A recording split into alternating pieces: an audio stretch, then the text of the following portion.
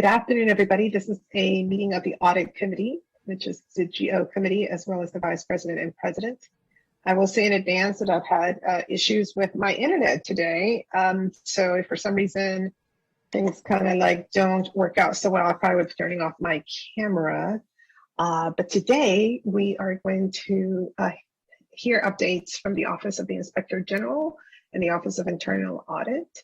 I know that we have the Inspector General, Ms. Lamarzi, here with us, as well as Ms. Kasiri, who's Deputy Chief Administrative Officer, Mr. Broglie, who's the Manager of the Office of Internal Audit, as well as, of course, colleagues.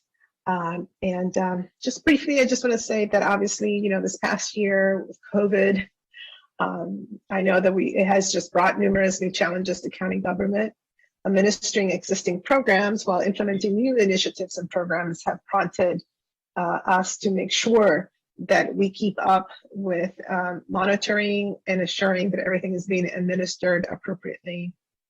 In addition, of course, I know the county government has been responding to the robust audit and review of programs managed by the Internal Audit and the Office of the Inspector General, and responding to time-sensitive requests for data and documents and creating time for our meetings, answering questions from the auditors, and all of these things, I think, have added to the resource and time challenges faced by county management. I have to say that the number of reviews completed and reports published by both Internal Audit and the OIG during the past year in the face of these challenges is truly a testament to the commitment of county government and its officials to effectively serve residents and businesses. It reflects the high level of stewardship responsibility which our county employees place on making programs and services cost effective, and willingness to open up county operations to scrutiny with a goal to holding these programs and services to the highest standards of accountability. So while I commend both the OIG and Internal Audit for their efforts over the past year, I also want to acknowledge the efforts of the commitment demonstrated by county employees in support of these very important audits and review. So with that, unless my colleagues have any opening remarks, I did want to turn it over to Mr. DeFazio to walk us through the packet and give us the update. Okay, good afternoon. Okay. So this packet contains summaries of the updates for the Office of the Inspector General and the Office of Internal Audit, and there's more detailed updates as the attachments. So I guess right now I'm just going to turn it over to Ms. Lamarzi to present the Inspector General updates, and she'll be followed by Mr. Broglie and Ms. Kasiri to present updates for the Office of Internal Audit. Thank you so much. Good afternoon, council members. It's nice to see all of you. Thank you again for having this meeting and giving us the opportunity to highlight the work that has been done to increase the accountability and transparency in county government. In your packet, I have provided a number of slides which highlight the work that we've done since the last time you received an update from our office, which was in December. There is a quick snippet at the very beginning. We are obviously going to begin work on our annual report, but you'll see that it has been a very busy fiscal year in the OIG. I am very proud of my staff for their tenacity and their willingness to pivot. We talk about it all the time. Everyone's had to find new ways of working, and in an industry that really does rely heavily on relationships and interviewing and meeting with people and working through painstaking documentation, my team really has done a great deal of work, and I'd like to acknowledge them and thank them for that. In fiscal year 21, we have received over 200 complaints on our hotline. We've issued 17 published reports, issued 56 recommendations for improvement, and been in 32 county-funded agencies to examine different programs and work that's going on. We've looked at over $450 million in funds, and we'll continue to do that as we move forward. One of the things I'm most proud of in the office, though, is work we've done internally to address diversity, equity, and inclusion, which is really inspired by the county's commitment and the Racial Equity and Social Justice bill that was passed by all of you. We have put a great deal of focus on DEI work in our office. It is a fast emerging part of government auditing.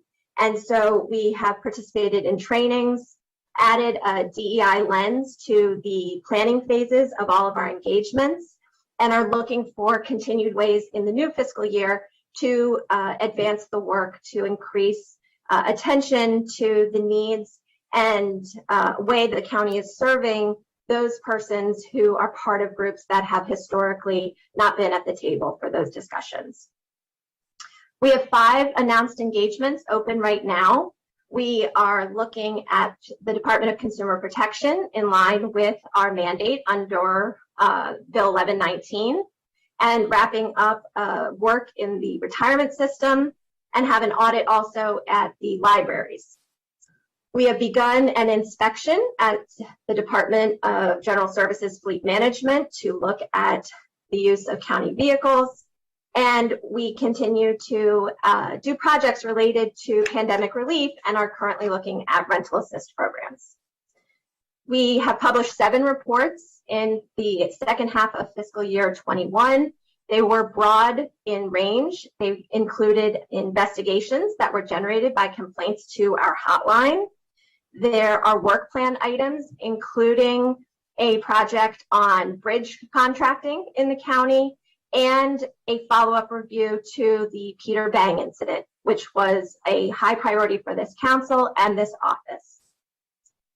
We have also initiated, and we published one in FY22 as well already, so that's out there. We also have spent a great deal of time, as I've said before, on pandemic response-related engagements. We published 5 products and continue to look for new ways to add value. The products ranged from reports, investigative reports, but also management alerts and lessons learned. And the lessons learned documents, I just think, are part of our goal to be proactive rather than constantly reactive, which a lot of offices of Inspector General are forced into. And those have given us the chance to provide observations and make enhancement possibilities for future grant program administration. Something else that we've been able to be a part of is under the CARES Act, the Congress established the Pandemic Response Accountability Committee, the PRAC, which is a committee within the Council of Inspectors General on Integrity and Efficiency, and that is the large organization for all federal inspectors general. And the PRAC is promoting transparency and independent oversight of the use of CARES Act funding and other pandemic-related relief, which totals over $5 trillion. And our office's 5 published reports on pandemic issues have been included in the PRAC's oversight report library. And we now can serve as a resource to other OIGs and audit teams throughout the country through that work. As we move forward, we are focused right this moment on our 4-year work plan, which is required under the statute. And I just want to note that we really are looking for, and the statute says we should find suggestions and recommendations from county leaders, but also from county employees and the residents of our county and those who participate in our different programs. And so our office really is going to make a push and try very hard to reach out and have conversations so that we can be sure that the work plan provides independent analysis that really does add value to the county and increases the efficiency and effectiveness of programs while deterring and detecting fraud, waste, and abuse. We'll, of course, continue to look at pandemic recovery efforts and spending that is going on. And I just want to take the time again to thank this committee for your constant support of the office, and also thank all of the residents and county employees who have reached out to us. Like I said, over 200 people have called us. That really is the lifeline of our office. And I really look forward to being able to engage with everyone more as we come out of the pandemic. Thank you so much, Ms. Lamarzi. Any questions from my colleagues or comments? Now we'll move on. Mr. DeFazio. Okay, I'm going to turn it over now to Mr. Brogley, and he's going to talk about the Office of Internal Audit. Thank you. Before I start, I just wanted to let folks know Fariba Kasiri just texted me saying that she's gotten bumped out and not been able to get back into the meeting. So I'll just jump into the presentation. There were 5 reports that the Office of Internal Audit was able to produce since the December Audit Committee meeting. It's been a productive year, I think, for us. They fall into 2 categories. One, we had in 2020 conducted a fraud risk assessment of the county's procure-to-pay operation, which basically looks at the process from which someone procures, enters into a contract for goods or services up until the point that those goods or services are paid for. We had conducted that in the wake of an incident involving the official. And coming out of that fraud risk assessment, there were 3 specific internal control reviews that we had stated that we would conduct. 2 of them were completed last year. One was focusing on the processes associated with what I'll label contracting, determining needs, soliciting for good services, and then actually entering into the contract. And then a second review that focused on what I'll label payment operations, which include processes from when goods and services are received, when the invoices are submitted, and when payments are actually processed in the county. There is a third review that we had identified in the audit plan that we had submitted in June, which will complete the plan reviews coming out of the fraud risk assessment, and that's specifically going to be focused on vendor administration processes by which someone can do business, is registered to do business with the county. The second category of reviews that we had done were focused on IT issues.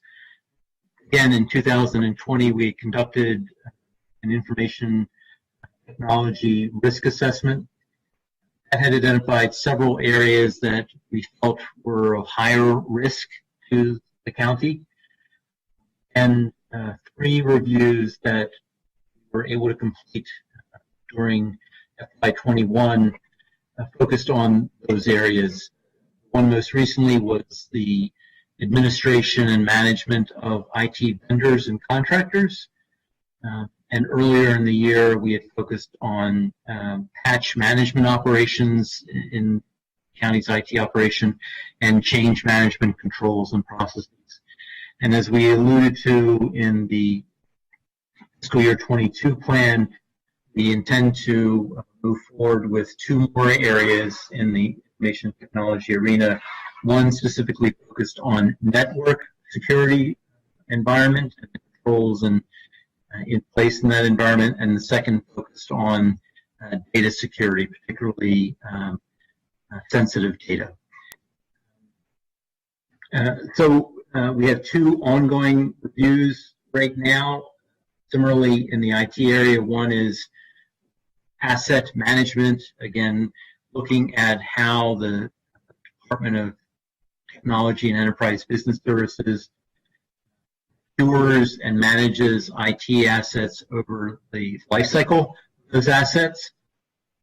And second, looking at access management controls. Who has access, who's granted access to data systems, and how effective are those in ensuring that the authorized individuals have appropriate access.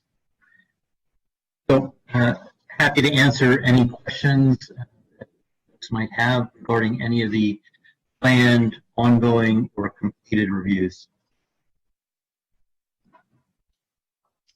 Thank you so much, Mr. Brogni. Okay, I don't see any text from colleagues. I don't know if there are any particular questions from colleagues. Mr. Jacquazzi, are there any issues, further issues that you have identified that we should, the committee should be considering? Nope, none at this time. Councilmember Katz, I think I saw you. Thank you. You truly have eyes all everywhere, because I was thinking about all I wanted to get. There you go. All I wanted to say is how comforting it is to have Ms. Lamarzi and the audit group and everybody else involved in this. This is, at a time when government, we need to double check everything we're doing. But it's very comforting to know that you're there doing that double checking and having us informed about what's going on. To me is a true comfort, and I just wanted to publicly thank you. Thank you, Madam Chair. Thank you, Councilmember Katz.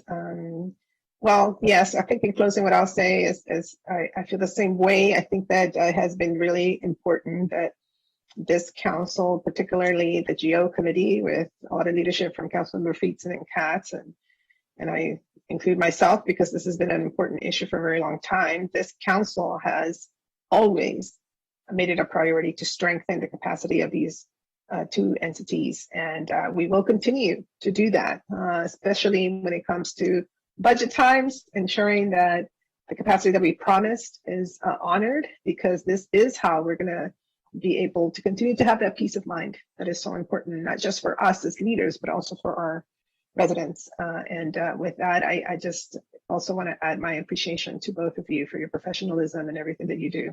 It's very thorough, and that is, of course, what we all expect and continue to desire. All right, I think without that, any other comments or questions, we will adjourn this meeting and continue on to the other meetings of the day. Thank you, everybody. Take care. Bye-bye. Thank you.